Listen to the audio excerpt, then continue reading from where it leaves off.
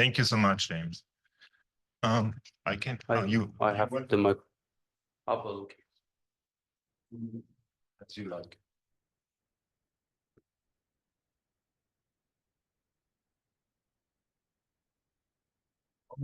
Thank you. Thank you. Okay. Hello, everybody. Thanks for the short introduction. So my name is Robert Schmidt from the OpenAirinterface Software Alliance. And I will present the first demo with the admittedly quite long title that we also changed from what was in the agenda: disaggregated 5G OAI GNOT-B stack with ORAN 7.2 CUSM, SCF, NFAPI, and LDPC offload at 1 gigabit. Well, I will come and explain the parts throughout the demo. Yes, and I present here, and I worked on this together with my colleagues Jaroslava Fiatlarova and Teodora Vladic. And before I forget this, also this is one demo that will be at Mobile World Congress next week. In case somebody happens to be there, then they can also see the setup live. Yes, so the demo description. So we will show 3 parts that are new in this demo, which is kind of an ongoing demo that we showed already in previous ORAN face-to-face meetings, but we improved significantly, in my opinion. So we show the Fronthaul, so the ORAN 7.2 Fronthaul. Unlike the last times where we had control and user planes, this time there will also be the M plane. So the M plane is an additional piece of software that comes on top, and for the C and U planes, we use the ORAN software community Fronthaul interface library. And here also one small update that we did with regards to the last times. There we use now, well, almost the latest release for a long time. I think beginning of this year there was actually one new release. I believe it's J or something that Intel pushed, so not the latest release anymore, but we updated this nevertheless. And what we also see in the demo is we will integrate with various ORUs. So we will use the Banatil and then also VVDN RU for just CU and S planes, but nevertheless in OAI there's also integration with other RUs. Then what we will show on top is the small cell forum and FAPI split. So this is basically FAPI but networked over SCTP and UDP, or an IP transport between the ODU high and the ODU low. And I will have this in the figure in a moment, so it will be a bit more visible. There are also the F1 and E1 splits that we have already shown. And well, optionally, there's also the AMT T2 Leukocyte accelerator card. So it's not actually necessary, but can be used in OAI, so we have it included. And finally, the maximum throughput, depending on the RU and the configuration and so on, is something like up to 1,200 megabits or 1 to 2 gigabits in downlink and 130 megabits in uplink. So now I went actually kind of through the entire setup, but to make this a little bit clearer. So you see 2 blue boxes there in the middle. These are basically the 2 hosts or 2 separate servers. And I also have a photo of the setup in a moment, and we can see this, but there's basically one machine that runs the core network, the CUCP, the CUUP, and the ODU high on this one host with the F1 and E1 splits in the middle, and of course also the various interfaces to the core network. Then there is the other host that hosts the ODU low, and basically the ODU low and the ODU high, they are interconnected via the mentioned NFAPI split.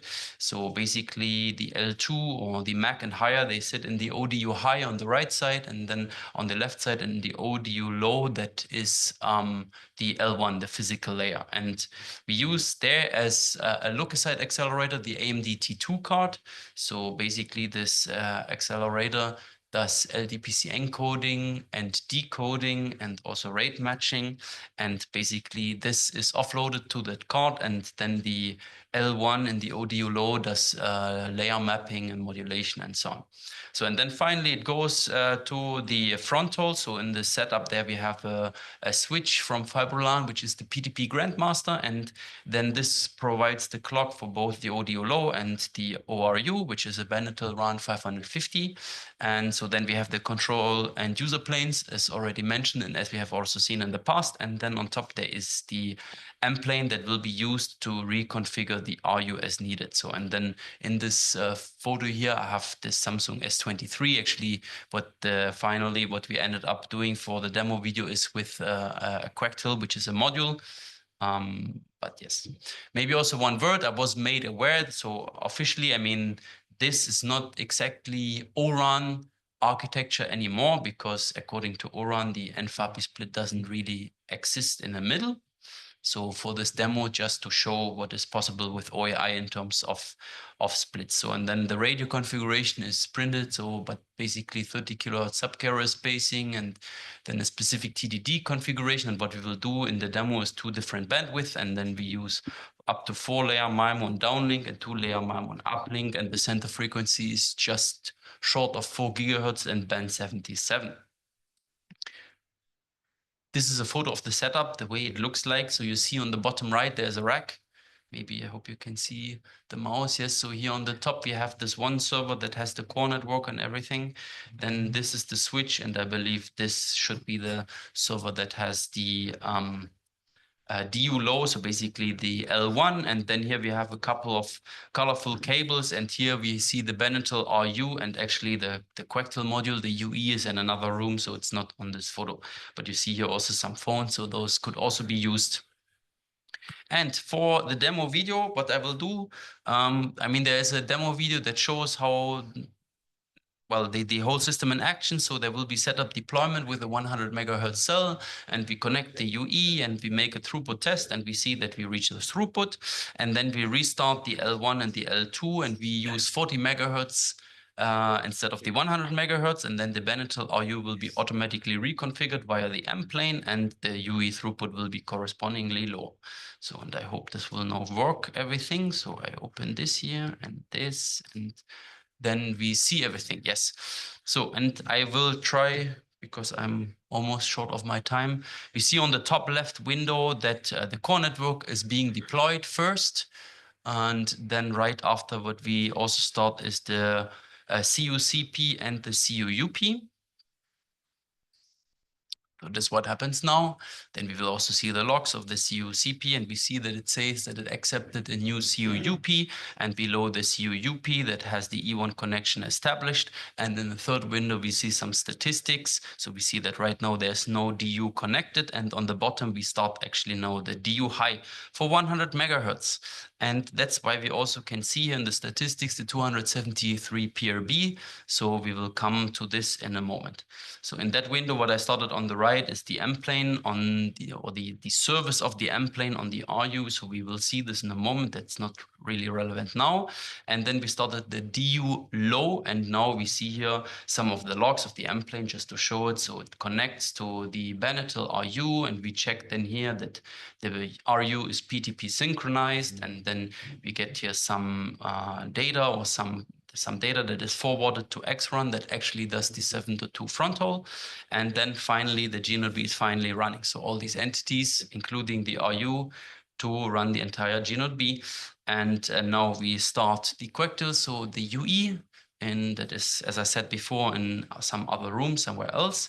And we connect it to the GNODB. So we see here some statistics, and we see that it is connected and that it has a tunnel and the PDU session and all these details. And now we do first some uplink traffic in the beginning. So I said before that we have 2-layer MIMO. In this now moment here, it's only 1 layer because we still have some problems with the Benetel RU, but with the other RU, where I have the second video, if you have the time there, it would be with 2 layers. So 2-layer MIMO is supported in uplink in OAI. And we see that this works nicely. And now we do the 1 gigabit in downlink. And yes, so we see that it reaches up to 950 megabits. This is basically because the CQI is not perfect here. And so then the MCS doesn't go as high as we would need for exactly 1 gigabit per second. But yes, so nevertheless, this works. And this is then being transported over the air, then to the RU 7.2 up to via NFAPI and F1 and so on. And now the second part that I mentioned before, we will just reconfigure and see that now starting for 40 megahertz, that would be the same. So we stop the DU low first, then we also stop the DU high that has the 100 megahertz. And instead of this DU high with 100 megahertz, we will now start the DU high for 40 megahertz, which should happen now. Oh, what is going on here? That is not good. So the player is okay now. So we skipped a little bit forward. Basically on the bottom left here, we started the DU low, and we see this in the statistics of the CUCP that it now has a DU or a cell that has 106 PRBs, which corresponds to the 40 megahertz. So, and now we do the same as before. We start the DU low, and this one gets the configuration. And now I go into the logs of this Benetel RU, and we see that it is being reconfigured to 40 megahertz. And well, after this is done, then we start the system as before, and we have the G0 B running as before, but this time, unlike it was previously with 100 megahertz, as I said, with 40 megahertz. And then we connect the UE. And of course, we get then a correspondingly lower throughput. So the first will be again the uplink traffic. So I said before we had around 70 megabits for uplink previously in one layer. Now we have one layer with in 40 megahertz. So we have like a little bit less than half the throughput. So before it was around 70, now it's maybe around 30, something like that. So, and since I'm almost over the time and I had some other things, I will stop here. So we will upload these slides, of course. So if people want to watch this again, they can. Now, there would be actually a second demo video. So again, I mean, since we don't have that much time and I don't want to delay the whole thing, I will give you additional 5 minutes, don't worry. So. Okay, well then let's briefly watch it. This will basically be the same, but this time with a VVDN RU, and now also not with the M plane because that is not integrated yet, but then instead just with the C and U plane. And what we have then in this demo video here on the bottom left, we start the core network and we wait that this is healthy. So this will happen in one moment. And now this happened here. So on the bottom right, we see the logs or the containers that are running in the system. And then we also run the CUCP and the CUUP. And in this case here, now we won't shock the logs of the CUCP and the CUUP. We just wait that everything is healthy. And then we start the 100 megahertz cell as before. And we look at the logs and, well, the logs look the same, of course. And now we start the DO low. So this is being initialized, as I said, this time not with the M plane. So the RU is pre-configured basically for this configuration. And once the G0B is started, which is now, we can connect the UE. So, and then we first do some bidirectional traffic. So this happens here. So basically this shows that we run 700 megabits in downlink and around 100 megabits in uplink at the same time across all these splits. This works nicely. I believe this is here long. So let me just skip a little bit forward. What we do afterwards is 100 megabits in uplink in this configuration. So it might be tuned a little bit in a monolithic G0B, then we can probably increase this further. And then if we go even a little bit to the front, we see that we reach here for this configuration in downlink around 1.2 gigabits per second in downlink. So again, once more, just here, CU, CP, CU, UP, and then the ODU high, ODU low, and ORU. So with all these splits, 7.2, NFAP, and then F1 split, and then we reach these throughputs. Now, I will go back to the slides.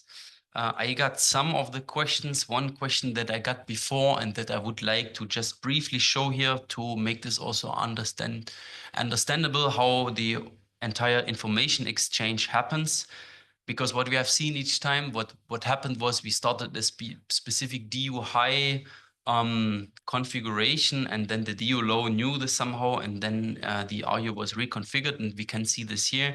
So we started the CUUP and the CUCP in the beginning, and there's this E1 setup procedure to make those two known to each other. Then we start the DU high. This makes the F1 setup. And that was also the point when then the CUCP already knew what would be the cell that would be started. And then we connected over NFAPI the DU low. So first we have some NFAPI message exchange that basically sets up the transport.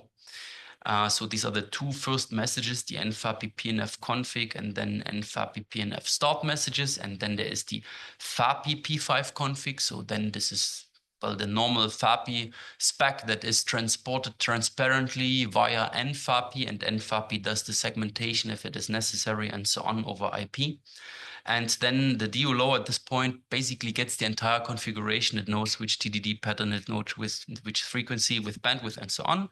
And then we have the FAPI P5 start request that tells DU low to please start. And then the M-plane starts and it gets some information from the RU. It subscribes to notifications, gets some timers, and so on. It retrieves the control plane and user plane configuration from the RU. And once it has all this, it initializes the X-Run library, which makes the control and user plane libraries.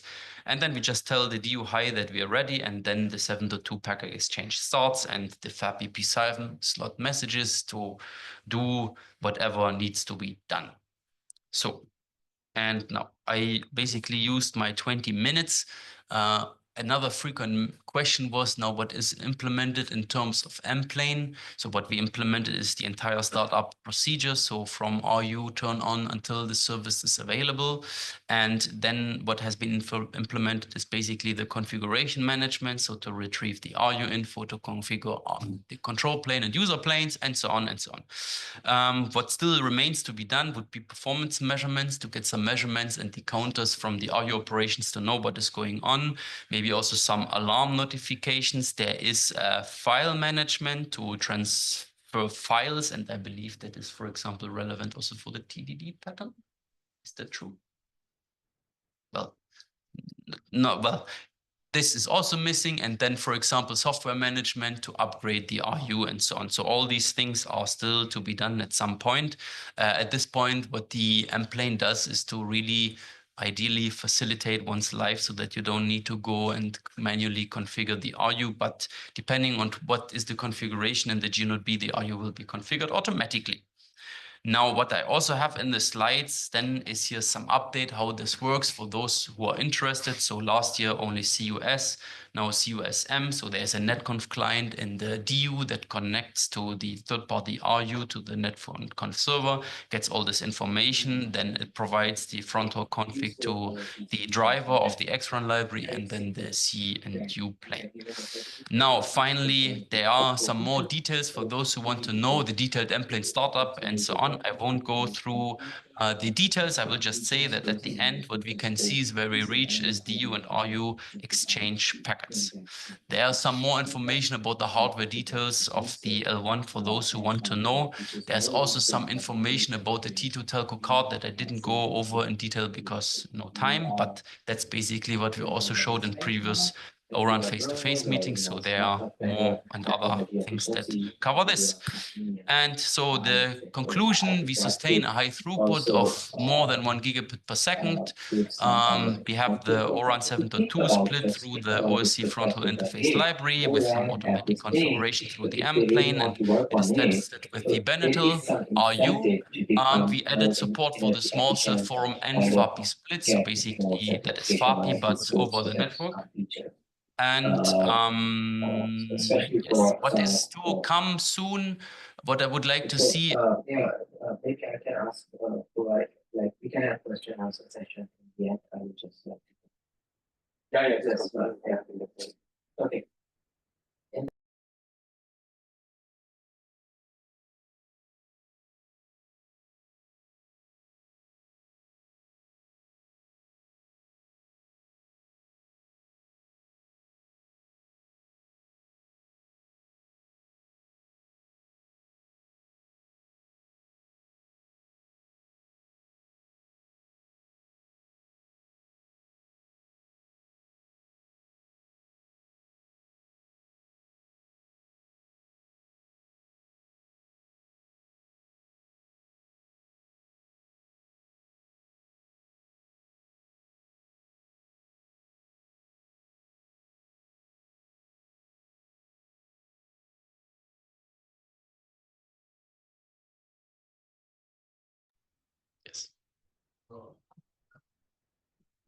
Sorry. No have problem. to unmute the thing.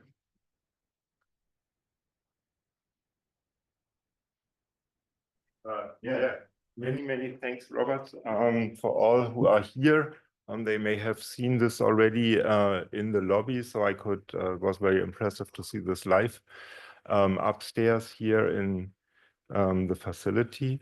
I saw that there were also a lot of interest what you said, so you both were quite busy explaining what's going on there. Yeah, thank you very much. I hope the audio is back. And with that, we can continue. No, I wanted also to thank you that you have your own Q&A session already. So you documented all the questions you received and answered them already. So that's why. Is there somebody on the here in the room or remote which have a question? I think we have time for one question.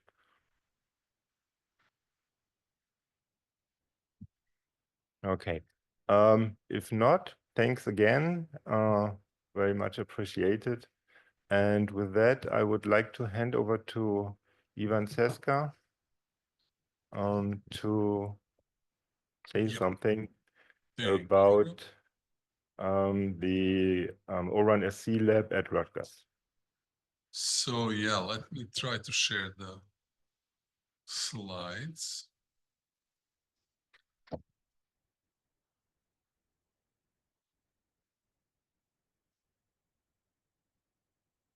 So I hope that is coming through. Of course, it's, yeah, okay. Okay, so I'll try to save us some time. Hope everybody can hear me and see the slides. So first of all, just sort of as a sort of intro, the OSC lab is actually co-located with two other testbeds, with the Orbit testbed and Cosmos testbed. Orbit testbed is a dinosaur, and you can actually see it on the picture in the lower left corner. There are like 400 machines hanging off of the ceiling.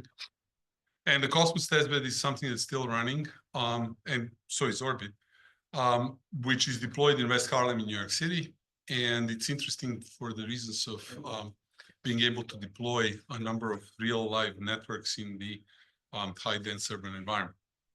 Now, main purpose of this presentation is really to tell people how to create their own accounts in the OSC lab. The stuff that's available in the OSC lab is really sort of in addition to what OSC lab is sort of purchasing as an equipment, also a number of other devices that are available for reservation and partial use, right? And you can see here that we're talking about a fairly large number of ORUs, both in the low and medium power ranges, as well as in high power ranges, as well as a number of test instruments, in addition to what OSC lab is purchasing, and of course the number of servers and PTP distribution systems. Now, as far as how the OSC domain looks like, it's really a sort of a console that's sitting in front of everything. And the three subnets, namely the subnets we call control, data 1 and data 2. And so each server that we have deployed in this system has actually access to all three subnets. And then there is a VPN endpoint for site-to-site or even individual VPN access. Now, most of the people accessing the lab or the domain would come through the SSH, and the main means of creation accounts is really using one of the portal registration points. Now, one thing that we actually, I hope this will stimulate as a discussion is whether we are talking about a single organization that's going to be running in the OSC lab, or we are talking about each organization having its own set of users, then are grouped into projects and proposals. So anyway, something that we need to talk about. Both modalities are available. Each organization can have individual users, and we can then group them into groups that will have access to the OSC. Now, how does it look like? It's fairly straightforward. People come in, put in their basic information, choose the organization they belong to. Again, whether it's OSC as a single organization or each individual physical organization has their own, that remains to be seen.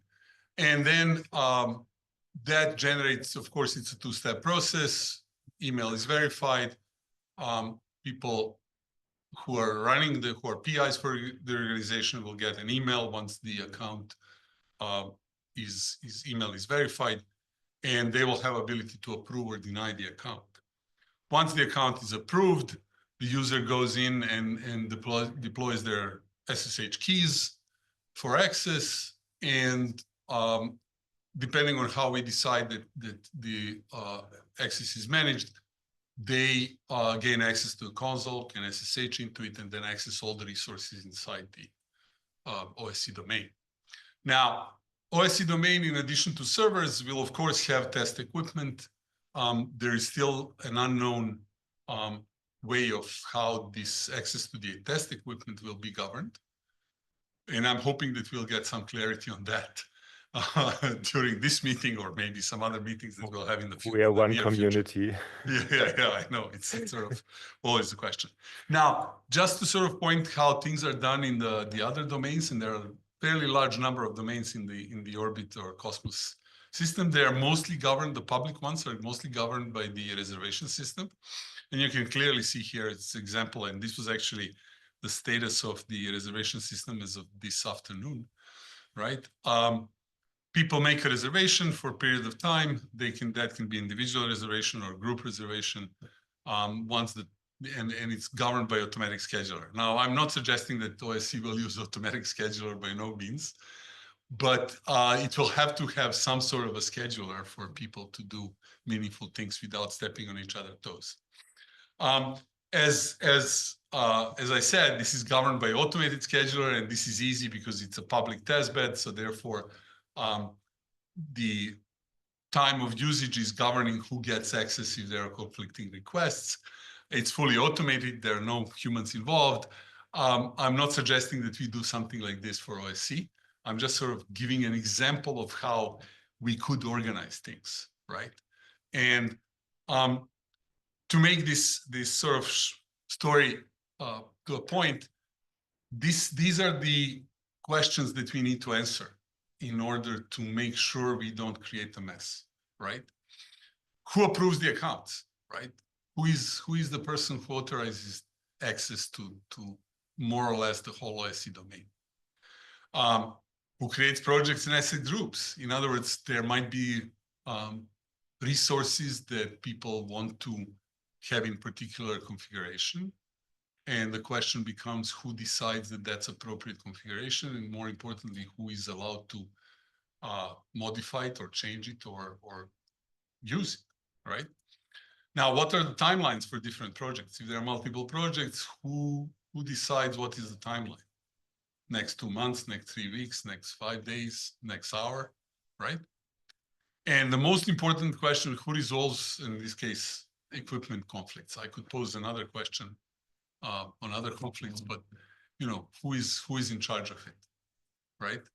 And we really need answers to these questions, because I'm sure, having experience with testbeds for more than 25 years, I know what's going to happen. Anyway, this is just for everybody to start thinking about, right? And then, of course, finally, there are some wiki pages that talk more about how testbed is organized, or all of these testbeds are organized. As you can see, the OSC is dimmed because there is really nothing there right now, and you'll get page not found if you try to go there. But hopefully answering some of those questions will allow us to sort of create pages that detail how things are done. So anyway, that's the last slide. So any questions? And by the way, the domain is active. Test equipment is not yet fully configured in the domain, but there are some servers in there that are being used. So immediately question becomes who can access them and what they can do with it. Anyway, this is where I would stop and try to answer any questions, but I'm sure I have more questions than anybody else. Right. So Martin, again, I hope this audio is open. So James and John, maybe you can confirm that you can hear me.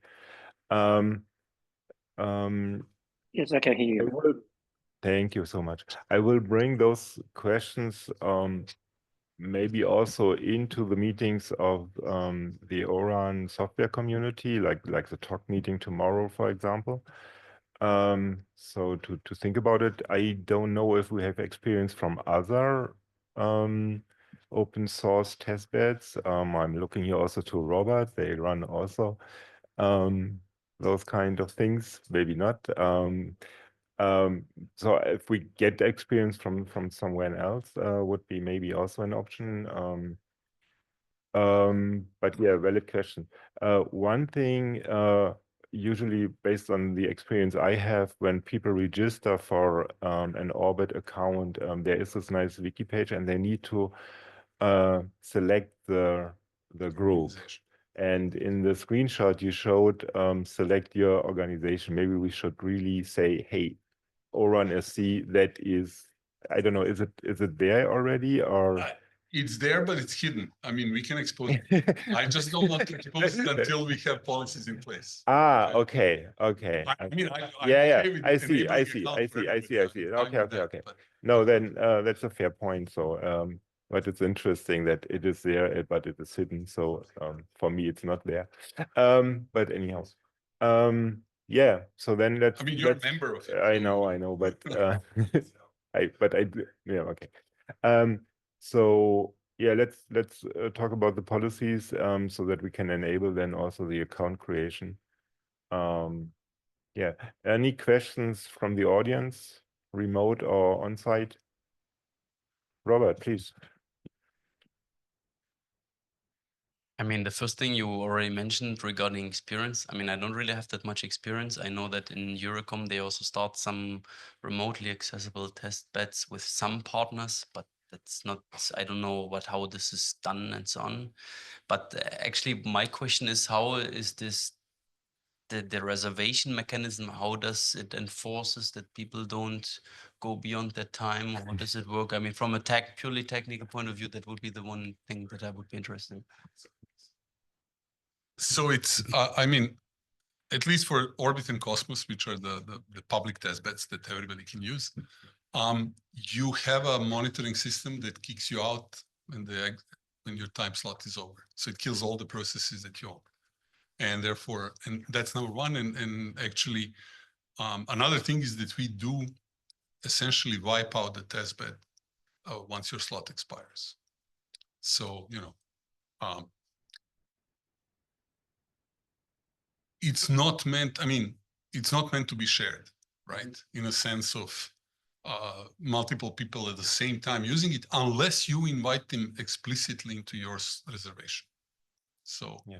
And I mean, I don't want to take over responsibility for people screwing up things. But I think that will be, the second one will be the case for us, right? Because I assume that we will have RIC implementations and small implementations and whatever. And these are different teams, and somehow they are working on different areas, but I see it at the same time, because they need to debug things at the same time, right? So if you configure something via A1, E2, and it needs to be reflected in O1, I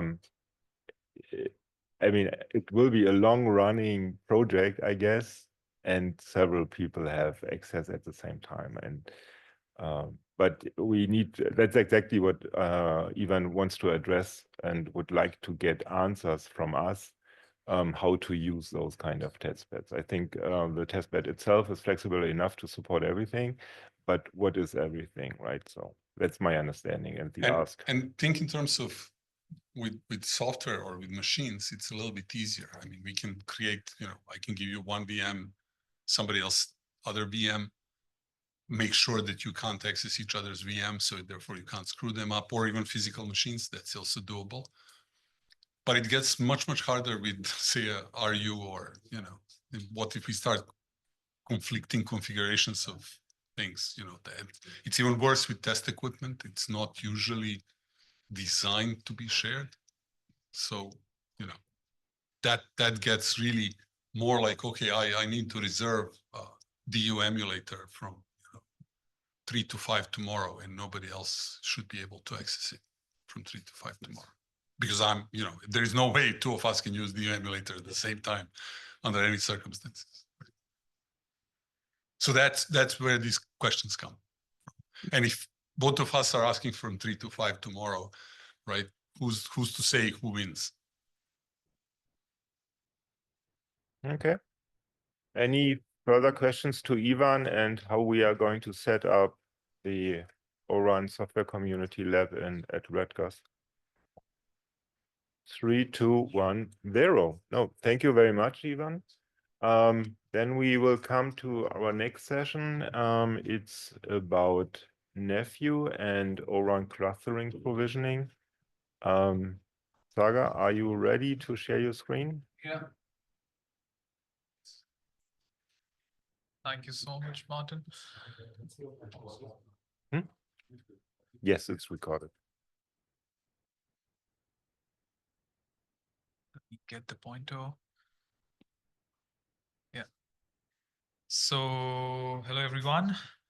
I am Sagar Arora. I'm a TSC member at Nephio. And with me, there is Joy.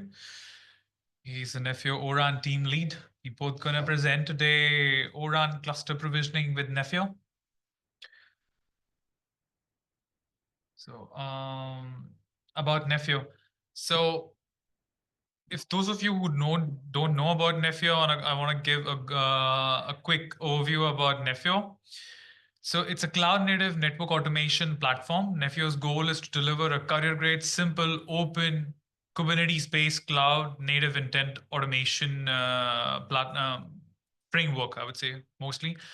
And what all these different components really mean, I'm going to show that in the next slide. And it's trying to solve the challenge of fire and forget kind of an orchestration mechanism, because what really happens is that when we just use plain Kubernetes, we deploy something altogether. And then if Kubernetes have a mechanism to take care of that particular entity, it takes care of it. If there is no definition of how to take care of that entity, for example, if you deploy a pod, Kubernetes will try to restart it if it fails, but nothing more than that. So we are trying to really overcome a challenge of this fire and forget kind of mechanism. It's a project which is under Linux Foundation Networking. It was started in 2022. And in the community, there are a lot of cloud providers, telco operators, network function vendors, and hardware vendors. The fundamental building blocks of Nephio is Kubernetes as an orchestration framework, extending the Kubernetes functionality using Kubernetes operator patterns. So in Kubernetes, there is a concept of using operators where to extend the given functionality of Kubernetes. For example, if some of you know something about a deployment in Kubernetes, so that's also an operator. So similarly, there are different operators which are there to extend the functionality and do things in their own autonomous way.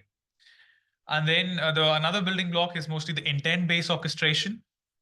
Configuration as data, which is actually, so configuration as data, we are highlighting here as explicit, but it's a part of GitOps. So the actual deployment package of a particular workload network function, it resides in a Git repository, and that's the single source of truth where from everything gets fetched and then it gets deployed on the respective cluster. So in terms of placement in the big picture, you will see here, it's you will see on the top, there is this end-to-end service orchestration and end-to-end slice management. Just below it, there is Nephio K-based automation platform. So here, it's not about that it's right now, it's concentrating on a single domain. It's either core or RAN. There are different sort of swim lanes in Nephio which are there where first it can take care, Nephio can also manage it can manage the cloud infrastructure also. So for that, there is a section which is the cloud infra resource automation. The other capability is workload resource automation, meaning that it can handle any type of workload. So it's and then there is also workload configuration management. So that means the configuration which is outside the workload, and this is the configuration which the workload requires. And then below it, there is the mapping in terms of different, for example, for ORAN specification, there is a mapping for O2IMS, O2DMS, and O1. Today, this presentation is mostly focusing on O2IMS side of Nephio, that what Nephio can do in the O2IMS direction. Then, so in Nephio, there is an ORAN working group. So there is something known as an ORAN team ORAN. That's what Joey is leading for us there. And so here in front of you is this is the SMO service-based architecture, SMO's decoupled architecture. In this decoupled architecture, the green box which you see here, it's actually the box which we were trying to show that what Nephio can do for the decoupled architecture, that where Nephio can, which component of SMO Nephio can enable. So in that regards, Nephio can enable FOCOM, NFO, IMS, and DMS IMS services. So these are the 4 different, let's say, blocks which you see here are the ones which can be enabled using Nephio. And today in this demo, the thing which we gonna focus more upon is the top interface of the FOCOM, the northbound of FOCOM, and also the northbound of the O2IMS. So here, if you see a federated O-Cloud orchestration, here you'll see that there is a FOCOM which can communicate with multiple IMS, and each IMS is responsible for a particular for different O-Cloud sites for orchestration of different O-Cloud sites. So this is what this particular picture is trying to depict. And now, if you'll see on the in this here, it's the request which is on the northbound of so this is actually the prerequisite of the FOCOM. So the FOCOM needs to know in advance where actually is the IMS, how to communicate with the IMS, how it can send the O2IMS request to the IMS. So for example, in terms of Kubernetes, it needs some sort of secrets, some username, password, some kubeconfig to communicate with that. So that kubeconfig is provided in the O-Cloud, the kind O-Cloud. So whatever templates which you see in front of you today, these templates are based on an ongoing specification work. The specification I've mentioned below, it's ongoing. It's a pre-standardization work. So all these templates, they are not standardized yet totally. It's pre-standardization, so it's ongoing work. It can evolve as we speak. And then, so on the other side, you see a template info. So template info it's showing that how the cluster template will look like. And then below, you see, let's say, template parameter schema is just the schema of the variables which are going inside the template parameter, that how they should, what they would be like. That if it would be that if it should be a string, an integer, so it's just the schema, and then the other variables define that what actually a template would look like. So, and the next is the FOCOM provisioning request. So this is this provisioning request is something which comes from the northbound of the FOCOM. So it is given to FOCOM, and then the FOCOM, let's say, uses this information to process and communicate to the O2IMS. So in Nephio, we created the FOCOM operator, and then we created also an O2IMS operator. So we created these 2 different things, which were recently released this week in the release 4 of Nephio. So in the FOCOM provisioning request, which is the kind here, you see that there is the data, the template, the cluster template is there. For example, the name of the O-Cloud, there's the O-Cloud ID. It's the O-Cloud through which, where the O2IMS is there, right? And the IMS operator is there. Template name, template version, template parameters, everything is right there. And then here is the O2IMS cluster provisioning request, which is created by the FOCOM operator on the fly. So FOCOM operator will create this, send it to the O2IMS operator, which you saw in previous slides. There was this FOCOM and IMS, and then IMS gets this request, and then IMS takes this request to create a cluster, and then it will just spin up a cluster based on whatever configuration you will give. Here, what you see is it's really basic. In our demo, we're just gonna create a cluster using a Kubernetes Kubernetes sandboxing environment known as a kind. So So that's why what you see here is very simple. And then and now is the status of a cluster provision request. So for example, so when FOCOM gets the previous request, and then it created the O2 IMS. So what actually happens, the next step? So next step is that it's the status of when everything is finalized and the cluster is created.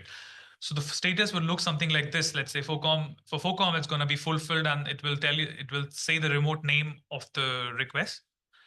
And this is, for example, the remote name is the same name as of the O2 IMS provisioning request. And here we see here the OCloud infrastructure resource ID, which is created, the OCloud cluster node ID, and then the provisioning status. It says fulfilled and the cluster resource created. So this whole schema, this was defined in the pre-standardization work, which I just showed you, which is ongoing.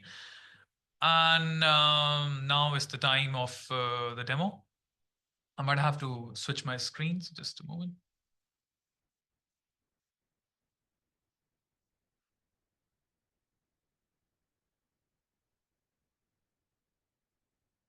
Second, sorry.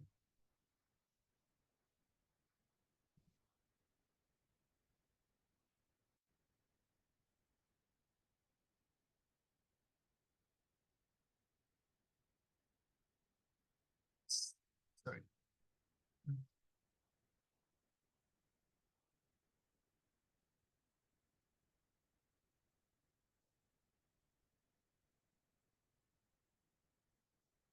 Okay.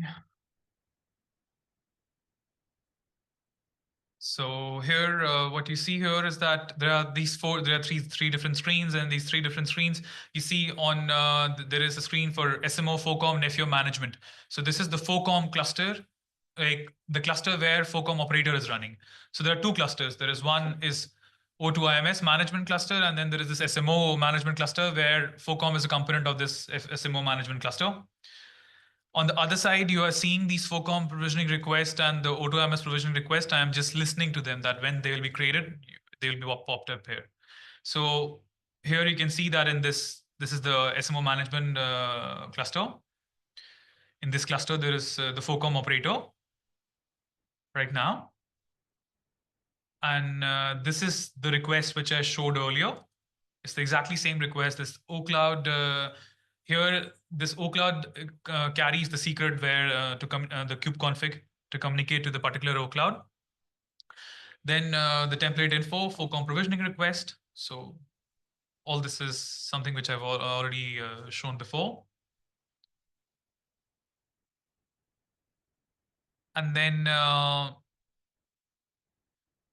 yeah, now let's try to create the request. So once I'll create the request, you'll see that we saw that the FOCOM that the provision request was created there, and then after that the O2 IMS operator quickly created the FOCOM cluster provisioning request also on the O2 IMS on the cluster where O2 IMS operator is running.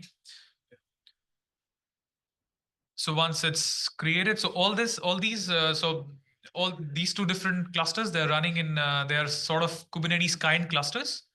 They're running inside a virtual machine on Google Cloud. And it will create another kind cluster. So actually on the same Google Cloud virtual machine, we're going to have 3 clusters later on.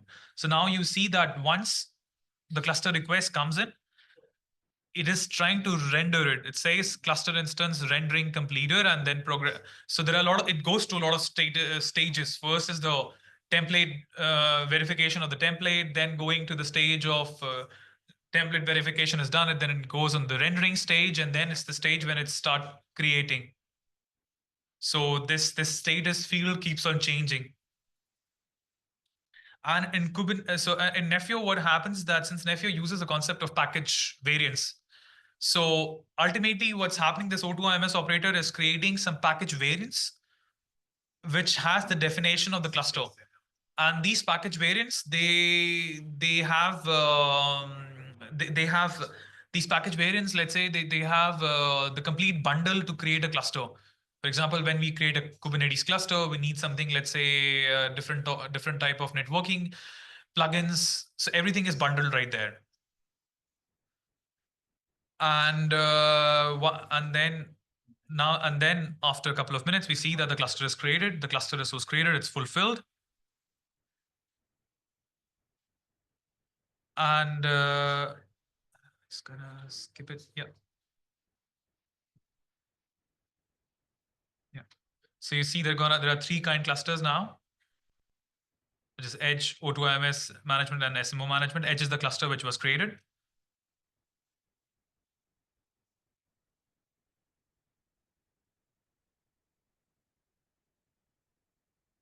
And then, yeah, sorry. So this cluster is created in the O2IMS management cluster. So that's why we will see it right there. So you see right there, the cluster which was created as Edge Docker provision. So that means the cluster is up and running, and on this provision cluster, we can deploy we can deploy NFs, either a RAN workload or a core workload. But of course, the cluster has to be designed in a way that the RAN workload can be deployed. So that's it. If you have any questions, please let me know. First of all, thank you very much. Any? Absolutely. Yeah, you can. Any questions from the audience? Absolutely. I mean, okay, about that, it's mostly, I think, ORAN demos. I don't know if they're really public. You still have to have the access, right? Yeah, but the slides everything is open. Nephio is an open source community, so it's fine. I'm gonna do that. I'm gonna share it. So I will share in the. Okay, so there's a question here where we get the slides and the videos. So I will post a link in the chat, and I assume everything will be there available, all the demonstration. Yeah, thank you very much. One thing which comes to my mind. So I understood now you have 1 cluster provisioned or 2? So there is 1 cluster provision. So in the beginning, I started with on the top, if you see, really on the top, you see there is O2IMS management cluster and there is SMO management cluster. O2IMS management cluster contains the O2IMS operator. SMO management cluster contains the FOCOM operator. And then Edge is the cluster which was provisioned. Okay, so we saw the demo by Robert before with OAI components, which I call a network function. Yes. We have the SMO components with non-real-time RIC and OAM functionality. Do you envision that we all work together, all the 3 different projects, in order to demonstrate maybe in Dallas in October how Nephio deploys OAI, which are connected via O1 to a SMO? So, is that something which is completely out of the box or far away, or is it already available? I have no clue. Okay. So yeah, if I may, so this is something which has already been done, by the way, in the past. In 2024 in one summit, we already showcased that. I'm sorry. Deploying OAI end-to-end with the real COTS UE and with 7.2, it was disaggregated architecture was already done on the live demo, deploying with Nephio. So deployment of OAI network functions in Nephio, it's pretty straightforward. There are operators which does that. And also for not only a simulated RF simulated OAI actual connected with the DU, connected with an RU and a COTS UE, it has already been shown. What was done in the last release of Nephio and also in J release of OSC, that there was this O2 DMS operator, which was sort of there, which was merged in the SMO O2 repository of ORAN in the tracker. So that was designed in a way for Nephio that takes in an O2 DMS pre-standard specification for it takes the CR, and that CR creates package variants and then deploy that on a Nephio cluster. So what's the goal here is that also in our coming, like in the next ORAN this ORAN meeting which we do in Nephio, that we're gonna come up with more sort of an integrated demo where we like a user story, where we use the FOCOM work for cluster provisioning. We do NF instantiation, which was already done. So we're going to combine all that together and then add up more things like NF termination, cluster deletion, I would say, right? And inventory kind of things, right? Registration, sorry, before that. So all those things are also in the pipeline for us. Okay, yeah, good to hear. So that simplifies my job because I have the feeling I don't have to do anything there. No, that's awesome. Really much appreciated. And if you have those kind of fancy, for me at least, because I'm really not a cloud guy, if you have those use cases and would like to demonstrate them anytime, yeah. Sure, So we're gonna do that, yeah, in the next face. Oh, just I don't know if you have on Nephio's side already similar things like demonstrations or something. Just invite us, please, so that we know what's going on your side. Yes, definitely we can do that. You know, it has always been something because the team, the ORAN group which we have in Nephio is also the same people who attend the ORAN specification meetings and also OSC meetings. Sure. So there is an overlap. But yes, we can also organize some sort of a meeting with the SMO group mostly, which comes in. Yeah, it does not need to be a meeting or something. Yeah. Just inform us. Yeah, for Okay. the demos. Yeah, sure. That would be awesome. Thank you so much. Any further questions to Nephio roadmaps and Saga in person? Okay. If not, thank you. There's one question behind you. Yes. So I think we have two profiles, right? It's C Yes. This demo is Exactly. It's only on the Kubernetes profile. Again, I like to emphasize the fact that it's on a pre-standardization work. It's not being standardized. It is based on is it for the new train of release or it's even after that? the provisioning. Yeah. Should be this train, but it's yet to be approved. Yeah. Oh, that's on the Fullcom NPI. Oh, Exactly. on one day. Oh, yeah, on IMS. Oh, okay. So all that is done in a way that yesterday you saw the presentation, and today you see the actual work that the presentation. We're all working in parallel. Exactly. Yeah. So that whatever was shown, it actually works also. Yeah. So yeah. The O2 DMS now we have only works for the OKD, right? Not the vanilla Kubernetes. No, not really. The O2 DMS, which was given in J release, let's say, with the work which we did with Seishu, that was mostly also for Nephio, but it actually doesn't have to do with either OKD or Kubernetes. It can go anywhere, like vanilla Kubernetes, OKD, anywhere.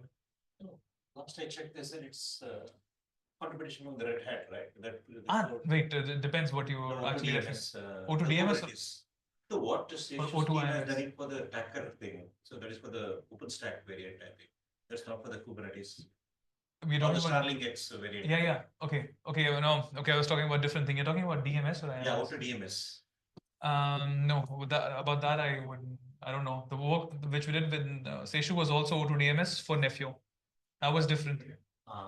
That's also in the SMO repository, in the same place, in the same Tacker. There is NFO Tacker, and then there is O2. Okay, Yeah. then we are talking different repos then. Exactly. Oh. Yeah, thanks again, and I hope you have some enjoyable next 2 weeks.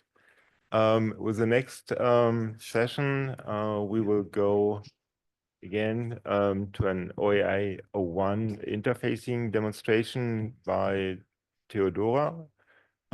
If you're ready, please share your screen. Yes, thank you, Martin. Hello, ladies and gentlemen. Today I will be presenting a demo regarding the O1 and E2 support in OpenAirinterface. So my name is Theodora Vladic, and I have deployed this demo along with Robert, my colleague from OpenAirinterface, along with High Street Technologies company, more specifically Martin and Alex, and support from IISc lab in India.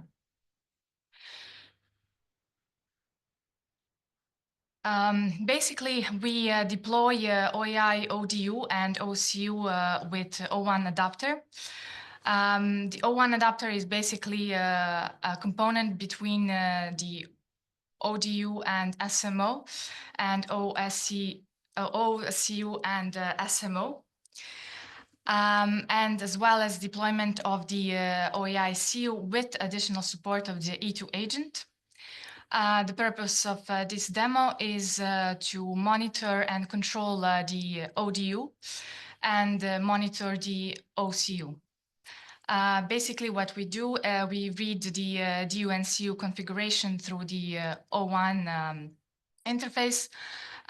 Then we scale the bandwidth basically to accommodate the cell requirements through the O1 towards the DU configuration management. And on top, we monitor the UE run activity through the E2 service model called the run control, which is basically the ORAN defined service model deployed within an XApp. So basically, this is an overview of our test bed. We have a Faraday cage within the OnePlus phone that transmits the signal towards the one antenna that is being deployed on the USRP B210.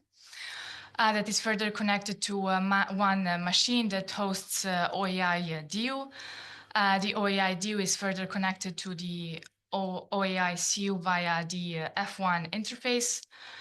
And that machine as well hosts, of course, our OAI core network, as well as the OSC non-real-time RIC, which is the ONUP-based SMO that interfaces via the O1 to DU and CU, as well as the FlexRIC, which is basically the OAI implementation of the near real-time RIC, additionally with the XApp that supports run control service model.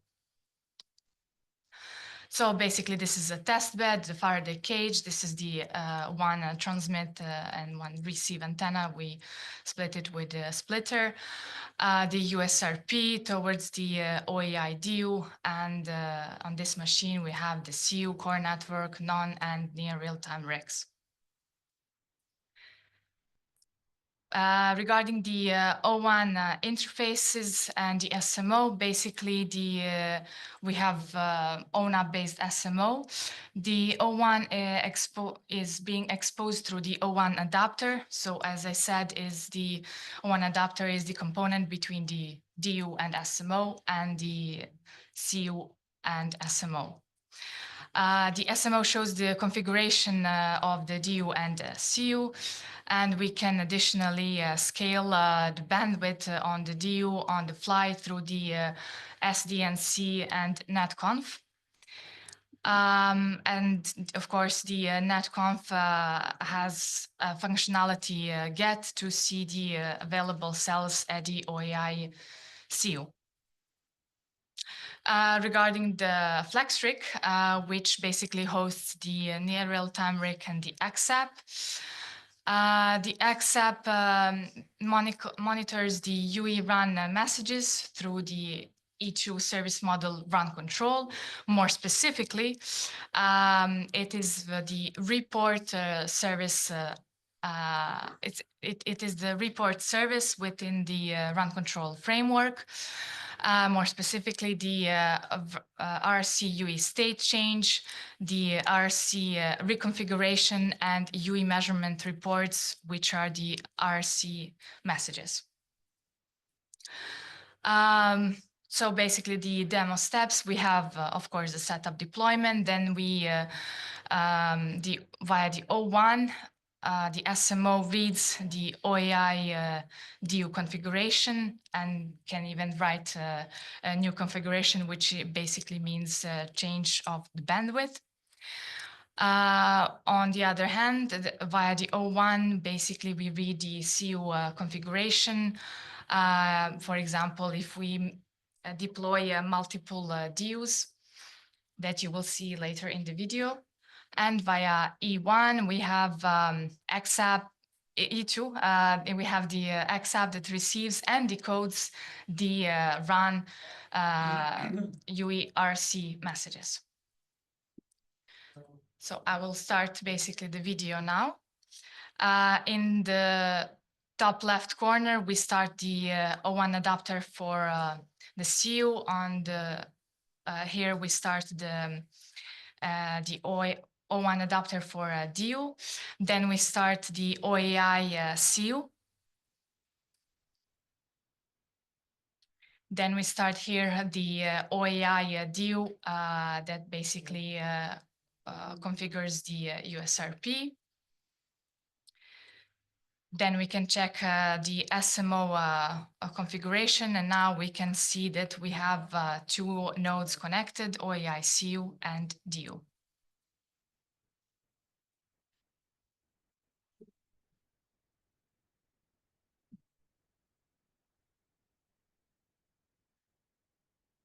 Now I will connect the COTS UE, and now we can see that it already got the PDU session, which is LCID 4.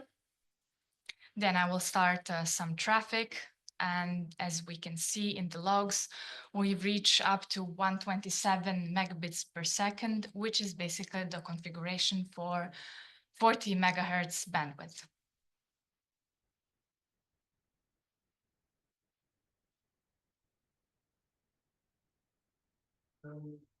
Now, basically, I disconnected the UE, and I am trying to reconfigure the bandwidth on the DU via the SMO.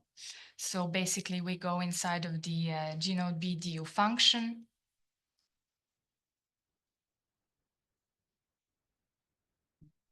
We check it's the cell, the NR cell DU. And then we can see that the bandwidth is indeed configured on 40 megahertz bandwidth. Now I'll reconfigure to 20. Then I will save the configuration. And then as you can see in the DU logs, basically the DU contacted the USRP to change the bandwidth, and the USRP reset by itself.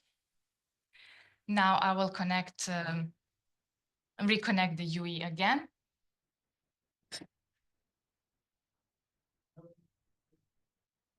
All good. We have again the PDU session. Then I will start some traffic on the downlink again.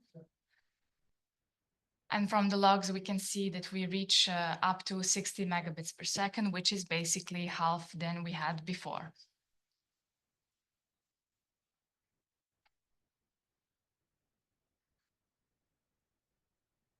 Now I will start the second DU, which basically runs in simulated mode. Basically, it's the OAI RF sim.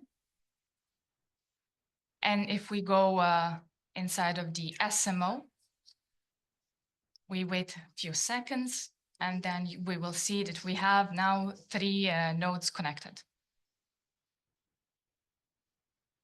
If we go inside of the CU configuration, then we will see 2 cells configured with the same PLMN 00101, but they will have a different slice.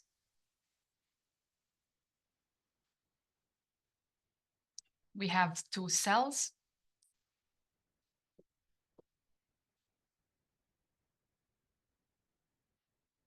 And this one has the SST1. Basically, this is the cell that our COTS UE is connected to. Now we'll go inside of the second DU, and we will see that we have the same PLMN, but different SST.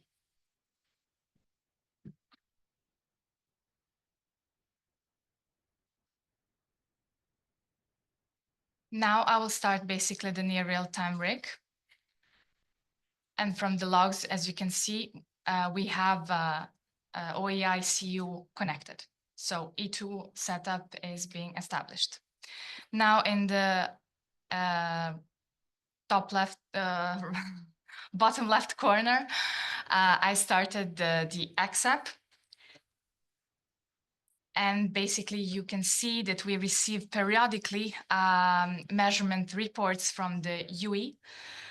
And what we do inside of the XApp, we decode the measurement reports, and we check the channel quality. Now I just disconnected the UE, And in the logs, you can see that we have RC state changed to RC idle. If we start, if we reconnect the UE once more, then we will see the RC state change has been changed to RC connected, as expected.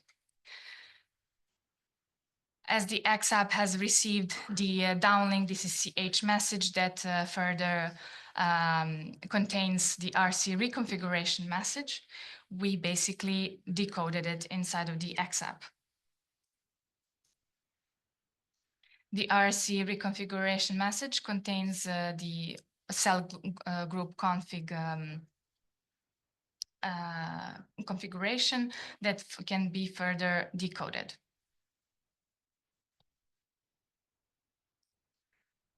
And now we can see periodic reports that are basically the same regarding the channel quality of the UE, because it is in Faraday cage.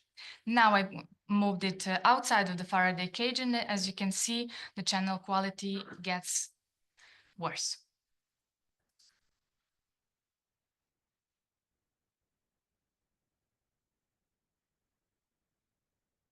And now I put it back in the Faraday cage. Basically, this will conclude this video. And therefore, what we have observed in this video is that the OAI supports O1 and E2 ORAN defined interfaces. What we can do from the SMO perspective, we can reconfigure the bandwidth towards the OAI deal through the netconf communication. Also, we can check the performance metrics and the alarms. Basically, this is not being shown in the video, but the nodes, the DU and CU, are periodically send back the database with some performance metrics that can be loaded in the InfluxDB inside of the SMO. And what we have also observed in the video is that XApp monitors and decodes the RC messages received from the, of course, the CU, because the RC layer is hosted there, using the E2 service model run control. This would conclude my presentation. Do you have any further questions? Any questions from the audience? Please. Yeah. Hi, Theodora. This is Egemen Çetinkaya with Verizon. As part of continuation or next steps, are you thinking to, I saw you use the ON app as your SMO implementation. Are there any plans to use the RApps and R1 as part of next steps or something like that? We have used the ONA-based SMO with support of High Street Technologies. Mm-hmm. So if High Street has some... I will, okay. James, you're on the, sorry, John, you're on the call, right? Maybe you can say something. So because the RAP management and the non-real-time RIC implementation is led in ORAN software community by John Keeney from Ericsson, and maybe John, you can maybe comment this question. Yeah, please. So we have a somewhat spec compliant R1 interface for data discovery and service discovery in the OSC SMO, which is an extension of the ONAP SMO described here. So we can expose, for instance, the O1CM operations northbound to our apps. We can also, as was mentioned here, that there's performance metric support here. So the performance metrics can be periodically collected and made available and even streamed to our apps as well. So we have rudimentary support already built in, not demonstrated here with the OAI nodes, but demonstrated against simulators at the previous face-to-faces.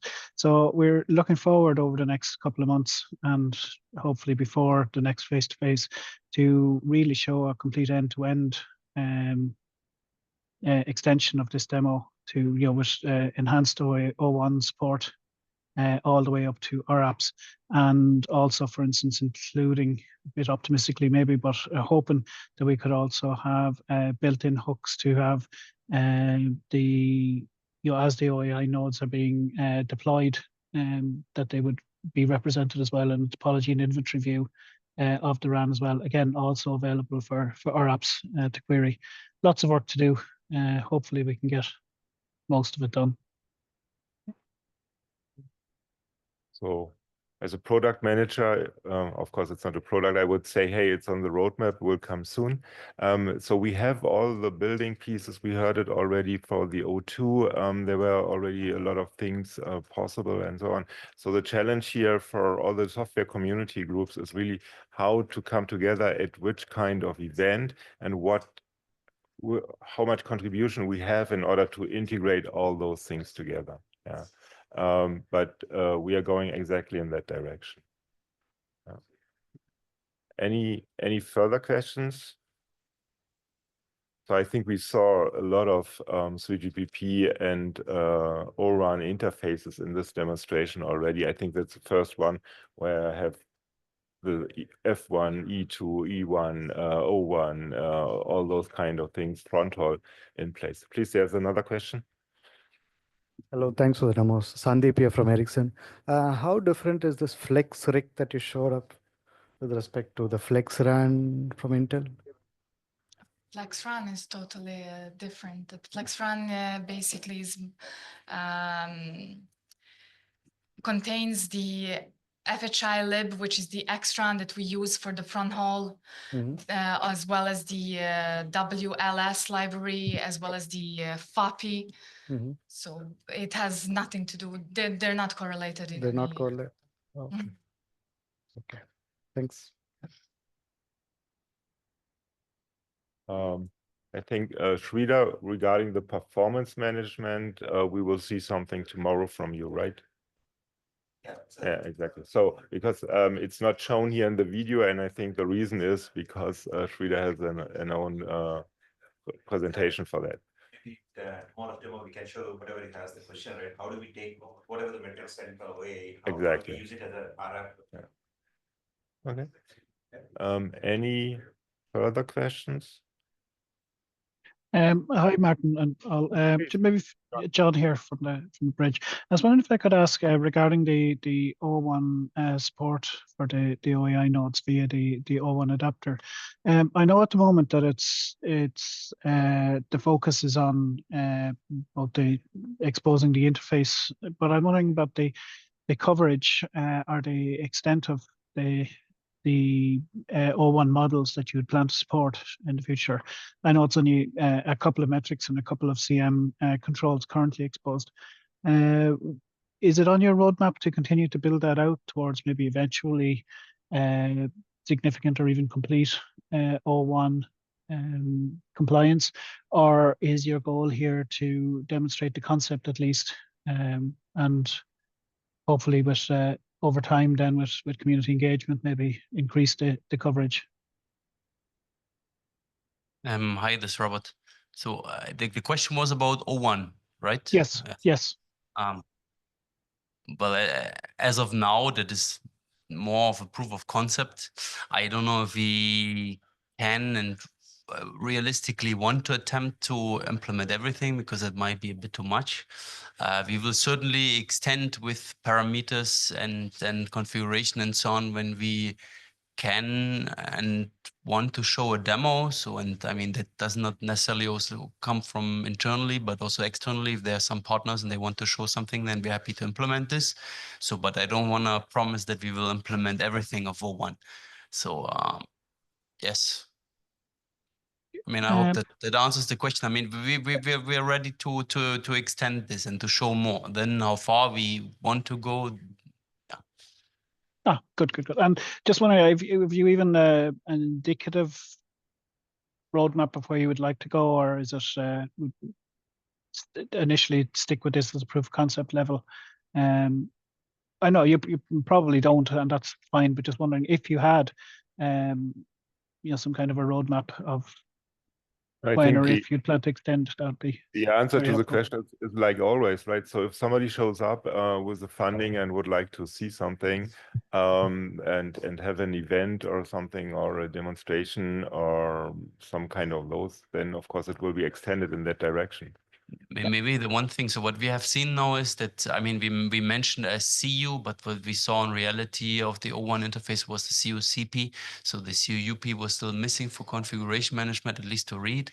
Then in the DU, there would be, of course, many parameters that we could expose potentially that could be done. It would be, in theory, also feasible to extend and to then set more parameters, and actually we could go even one more step further and then connect this to the M plane. So what we saw in the first demo and connect to the 722. So there are many things that can be done. Yeah. One question which came up already on Monday during the demos here was how so we know that on the RU there are performance values, right? But how do we access them from SMO point of view? And that is not so easy to answer that question because the specifications, they open several options, combinations of file-based and streaming in parallel, and because you have this here in this hierarchical mode, you have all these combinations. And that is also subject already in working group 10 to address it, how that can be simplified and so on. So I'm also running here to all the different working groups in order to explain what we see, what we have discovered during those kind of demos, where kind of questions were open, where we see that there's something in the specifications simply open. But if it is across working groups, it's sometimes very, very complicated, but I have a good feeling that continues and goes on. So also these, how to really configure or get performance values and alarms from an RU through the DU, that's still subject of specification. So also if we go there, another thing which I think which is also more dependent on the O-RAN Alliance and less on us as we would like to implement something is that for O1 we are looking for test specifications, right? So what is O1 and what are the test cases which needs to be fulfilled? Those kind of things are also here currently live in discussions in the next rooms, who to address it, how to address it, so that we have to also test specifications, which we then can follow, and that gives us maybe then also a kind of roadmap or at least priorities, what are the next steps. But John, if you have something in mind, just share it with us, and then we see if that can be made available. Yeah, sounds good. Let's chat offline. We'll be talking continuously over the next short while. The problem is really we have so many possibilities in which way we would like to go, and we are all in small communities. So altogether we are a very big community, but we need to align each other. Yeah. Okay, with that, hey, we made it on time. Thank you very much, everybody, for listening. All the slides and videos will be shared. Also, the entire video of that session will be shared. With that, we can conclude. I would like to thank you, all the presenters, all the big effort, also behind the scenes. Thanks again. Have fun.